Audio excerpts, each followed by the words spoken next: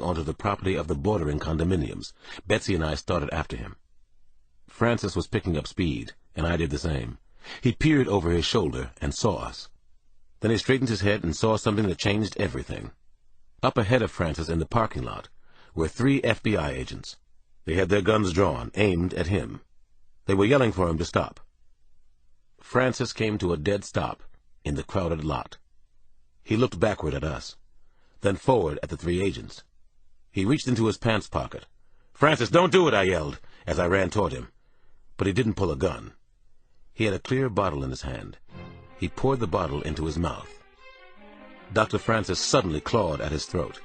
His eyes bulged to double their normal size. He fell to his knees, which cracked hard against the pavement. "He poisoned himself," Betsy said in a hoarse voice. "My God, Alex." He screamed, tried to tell us something, but it came out as a tortured gargle.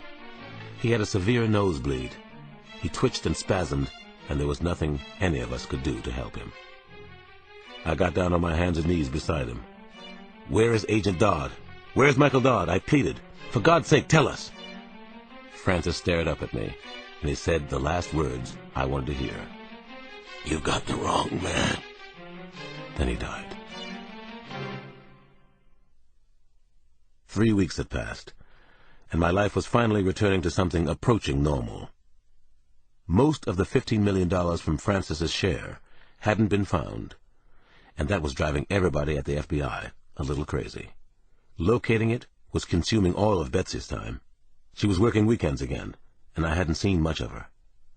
Christine had left for Seattle at the end of June. At least she'd finally told me where she was going. I'd gone over to Mitchellville to say goodbye to her. A couple of nights later, I was home playing the piano on the sun porch at around 11:30. The rest of the house was silent, nice, peaceful, the way I like it sometimes. I was playing Gershwin, one of my favorites, Rhapsody in Blue. The phone rang, and I hurried to the kitchen to get it before it woke everyone up. It was Kyle Craig on the line. Kyle almost never called the house, and never this late. This was how everything had started on the mastermind case, with Kyle. "Kyle," I said, "what's wrong?" "It's bad, Alex. I don't even know how to tell you this," he said in the softest, quietest voice. "Oh, shit, Alex. Betsy Cavalier is dead. I'm at her place now. You should come here. Just come." I hung up the phone a minute or so later. I must have, because it was back on its hook. Kyle hadn't told me everything, just that I should come to Betsy's apartment. Someone had broken in there and killed her. Who had killed her? Jesus, why? I was throwing on some clothes to go and meet Kyle when the phone rang a second time. I snatched it up. I heard a voice on the line. It froze everything inside of me. "I just wanted to congratulate you. You did wonderful work. You caught and punished all my little minions, as I thought you might. Actually, they were put there for that very purpose." "Who is this?" I asked, but I thought I knew who it was. "You know who it is, Dr. Detective Cross. You're a smart enough fella. You knew that catching the good Dr. Francis was a little too convenient. Also, my detective friends in New York, Mr. Brian McDougal and his crew. And of course, there's still the matter of all that missing money. I'm the one you call Mastermind. That's a name I can live with. It fits. I am that good. Good night for now. I'll see you soon. Oh, and have a nice time over at Betsy Cavalier's. I certainly did."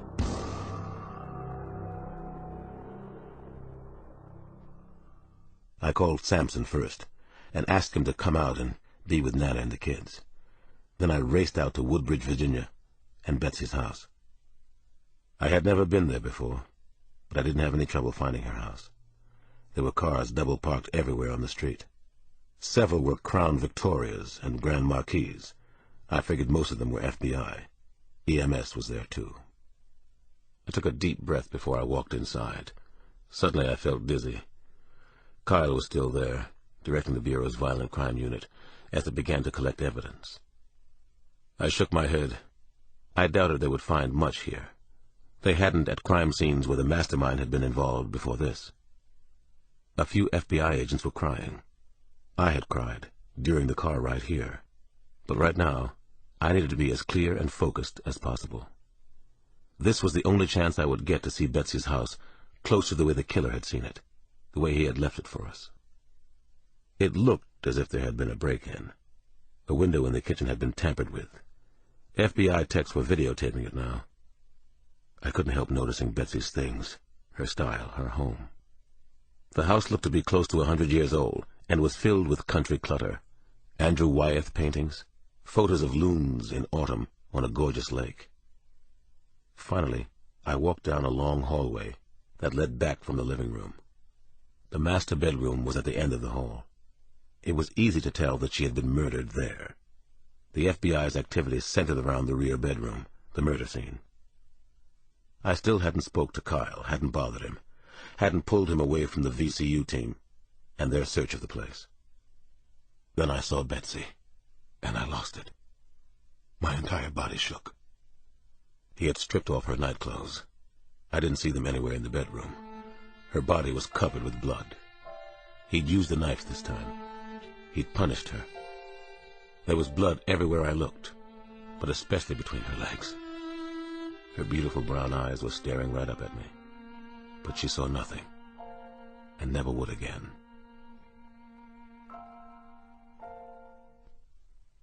The killer was right there inside Betsy Cavalier's apartment.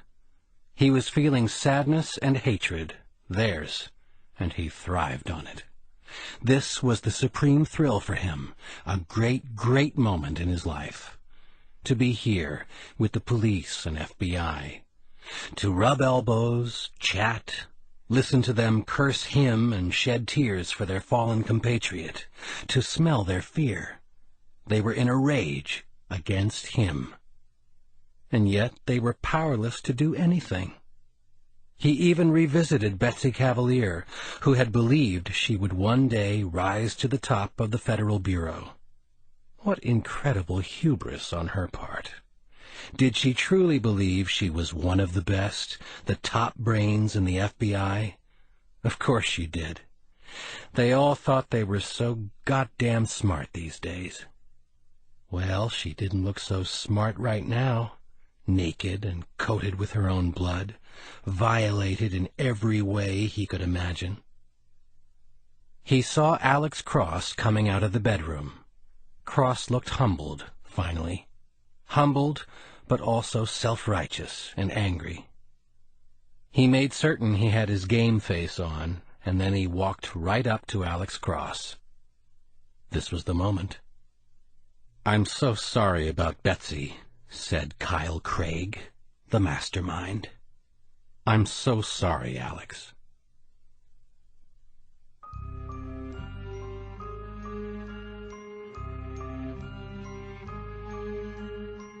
This has been a Time Warner Audiobooks production of Roses Are Red, written by James Patterson and read by Keith David and Jason Culp. Executive producer Maya Thomas. Produced and directed by Garrett Scott. Text abridged by Kim Grunenfelder. Text edited by William Whittington. Production coordinated by Dennis Kao.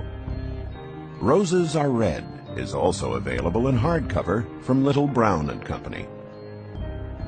Keep listening for an exciting excerpt from James Patterson's newest book, First to Die, coming in April 2001 from Time Warner Audiobooks.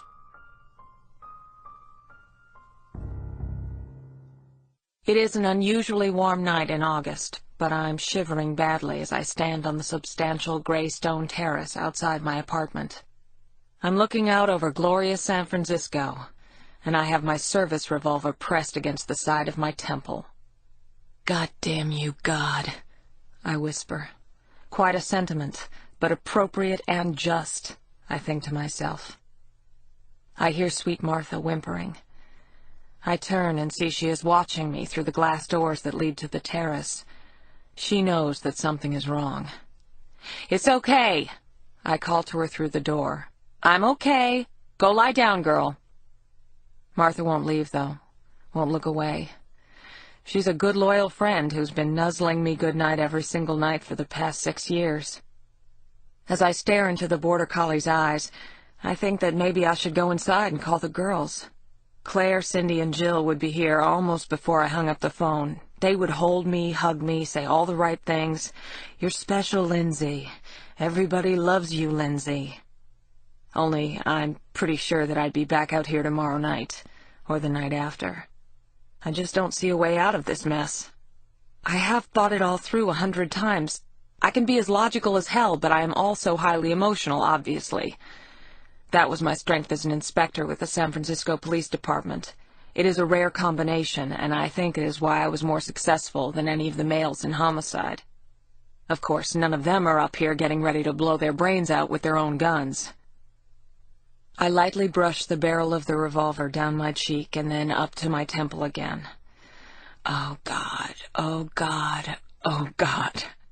I am reminded of soft hands, of Chris, and that starts me crying. Lots of images are coming way too fast for me to handle. The terrible, indelible honeymoon murders that have terrified our city, mixed with close-ups of my mom and even a few flashes of my father. My best girls, Claire, Cindy, and Jill, our crazy club. I can even see myself, the way I used to be, anyway. Nobody ever thought that I looked like an inspector. The only woman homicide inspector in the entire SFPD. My friends always said I was more like Helen Hunt, married to Paul Reiser in Mad About You. I was married once. I was no Helen Hunt, he sure was no Paul Reiser. This is so hard, so bad, so wrong. It's so unlike me. I keep seeing David and Melanie Brandt, the first couple who were killed in the Mandarin suite of the Grand Hyatt. I see that horrifying hotel room where they died, senselessly and needlessly. That was the beginning. Beautiful, long-stemmed red roses filled the hotel suite. The perfect gifts, really. Everything was perfect. There might be a luckier man somewhere on the planet, David Brandt thought, as he wrapped his arms around Melanie, his new bride. Somewhere in Yemen, maybe, some Allah-praising farmer with a second goat, but certainly not in all of San Francisco. The couple looked out from the living room of the Grand Hyatt's Mandarin suite. They could see the lights of Berkeley off in the distance, Alcatraz, the graceful outline of the lit-up Golden Gate Bridge. "It's incredible," Melanie beamed. "I wouldn't change a single thing about today." "Me either," he whispered. "Well, maybe I wouldn't have invited my parents." They both laughed. Only moments before, they had bid farewell to the last of the 300 guests in the hotel's ballroom. The wedding was finally over. The toasts, the dancing, the schmoozing, the photographed kisses over the cake. Now it was just the two of them. Both were 29 years old and had the rest of their lives ahead of them. David reached for a pair of filled champagne glasses he had set on a lacquered table. A toast, he declared, to the second luckiest man alive. "The second," she said, and smiled in pretended shock. "Who's the first?" They looped arms and took a long, luxurious sip from the refreshing crystal. "This farmer with 2 goats. I'll tell you later." "I have something for you," David suddenly remembered. He had already given her the perfect 5-carat diamond on her finger, which he knew she wore only to please his folks. He went to his tuxedo jacket, which was draped over a high-backed chair in the living room, and returned with a jewelry box from Bulgari. "No, David," Melanie protested. "You're my gift." "Open it anyway," he said to her. "This you'll like." She lifted the top. Inside a suede pouch was a set of earrings, large silver rings around a pair of whimsical moons made from diamonds. "They're how I think of you," he said. Melanie held the moons against the lobes of her ears. They were perfect, and so was she. "It's you who pulls my tides," David whispered. They kissed, and he unfastened the zipper of her dress, letting the neckline fall just below her shoulders. He kissed her neck, then the top of her breasts.